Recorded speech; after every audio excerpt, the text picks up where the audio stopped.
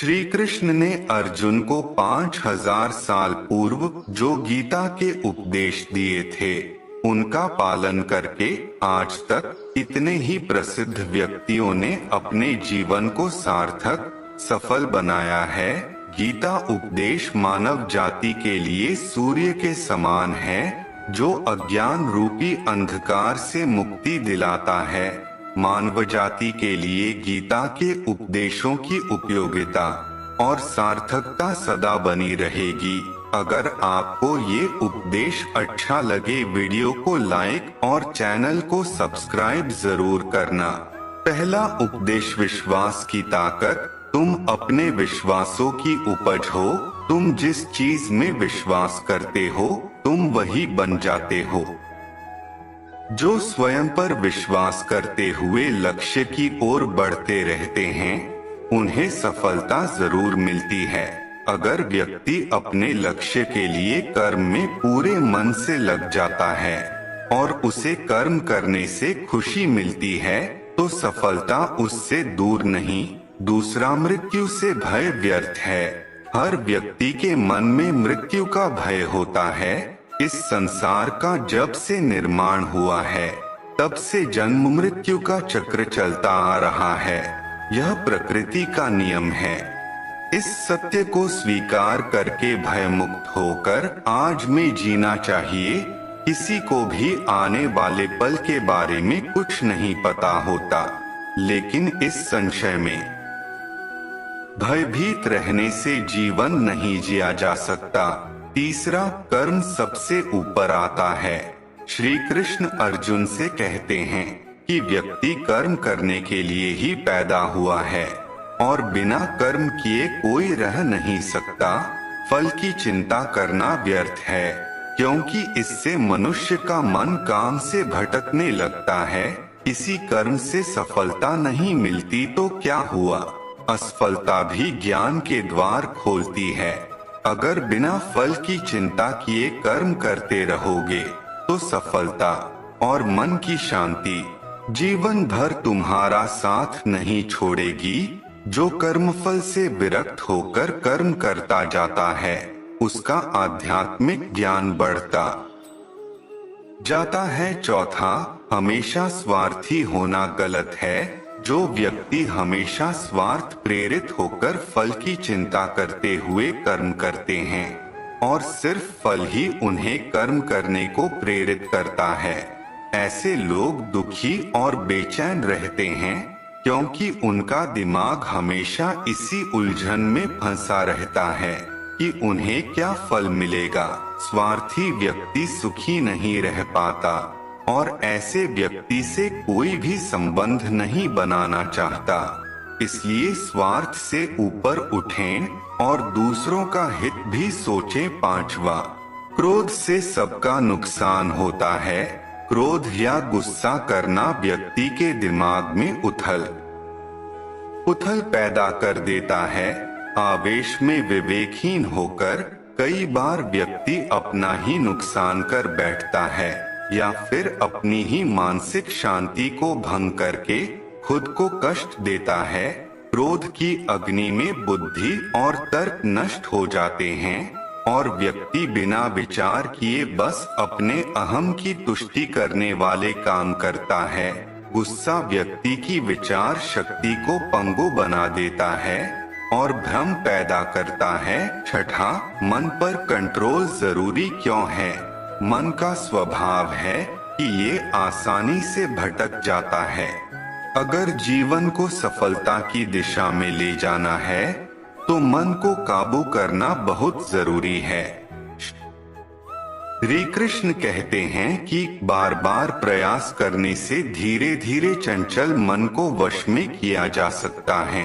मन को वश में करने से दिमाग की शक्ति केंद्रित होती है, जिससे कार्यों में सफलता मिलने लगती है। अगर मन को वश में नहीं करोगे, तो ये आपका सबसे बड़ा शत्रु बन जाता है। सातवां, भगवानों में कोई छोटा बड़ा नहीं। इस संसार में ईश्वर कई रूपों में जाना जाता है। इनमें से कोई भी रूप बड़ा छोटा नहीं है। परमात्मा का हर रूप समान है।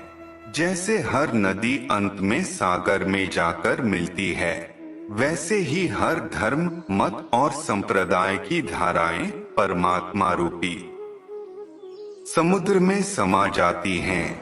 यह संसार परमपिता का ही स्वरूप है, वो हर कण में विद्यमान है। 8वां कर्तव्य पालन जरूरी है। भगवान श्री कृष्ण उपदेश देते हैं कि हर व्यक्ति को अपने कर्तव्य का पालन करना चाहिए, यही धर्म है। अगर अपने कर्तव्य का पालन नहीं किया जाता है तो मन में अशांति और दुख प्राप्त होता है। अपनी पसंद नापसंद मोहबैर को किनारे रखकर अपना कर्तव्य करो। किसी अन्य व्यक्ति का कर्म आपको कितना भी आकर्षित करे, उसके प्रलोभन में न आए। कष्ट में रहते हुए भी अपना कर्म करना दूसरे की नकल करने से श्रेष्ठ है। अपने कर्म और कर्तव्य का पालन ही जीवन का सही मार्ग है, क्योंकि कर्म करना अकर्मण्यता से हमेशा बेहतर है। कर्तव्य में दोष देखकर पीछे न हटें, क्योंकि हर कर्म में कोई न कोई छोटा बड़ा दोष हो सकता है। जैसे अग्नि के साथ धुआं भी होता है। सदैव कर्म करो, कर्म करने से पहले विचार करो, लेकिन बहुत ज्यादा विश्लेषण मत करो। अधिक विश्लेषण संशय और अकर्मण्यता पैदा करता है। 9वां ध्यान करने से परमात्मा को अनुभव किया जा सकता है।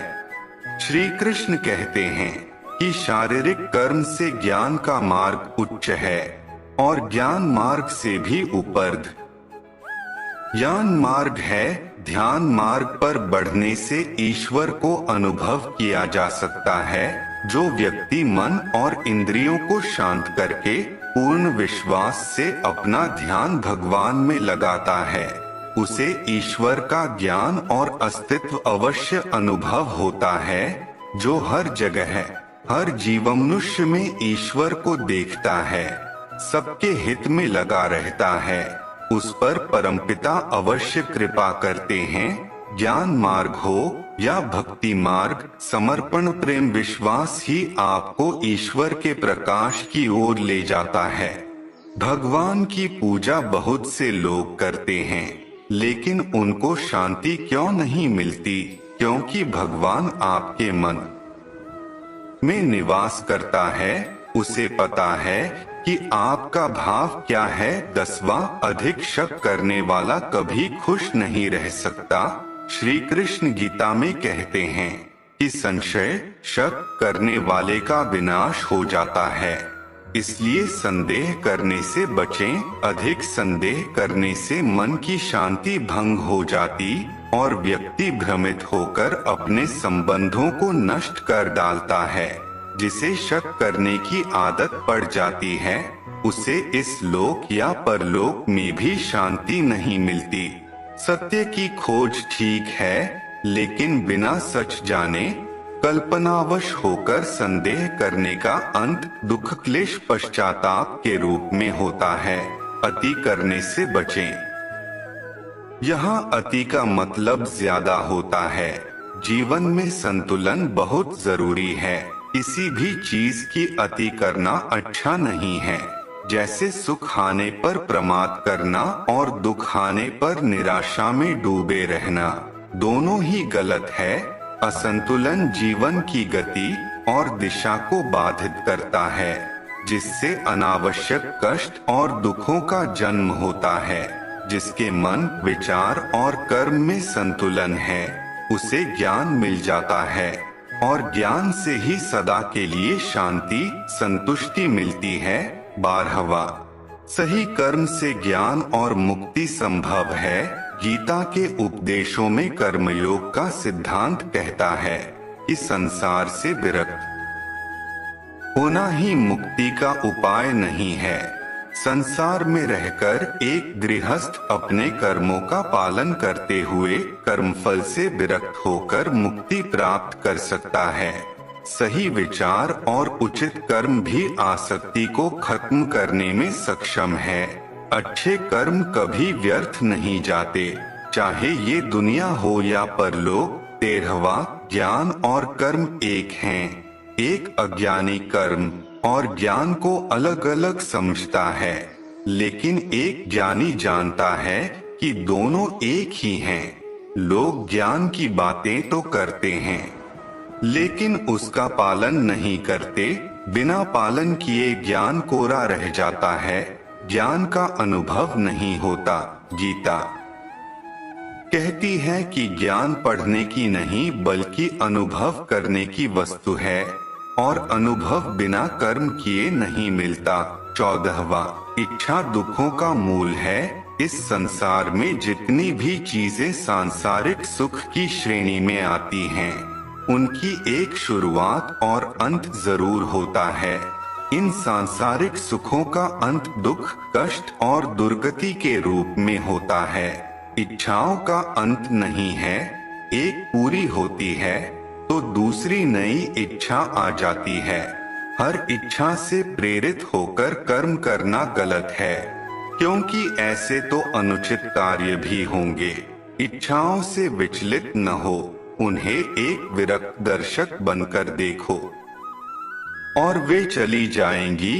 15वां, भगवान ही सबसे बड़ा सहारा है। परमपिता ही एकमात्र हमारे आधार है और अपने हैं। इस संसार में कोई भी अकेला नहीं है।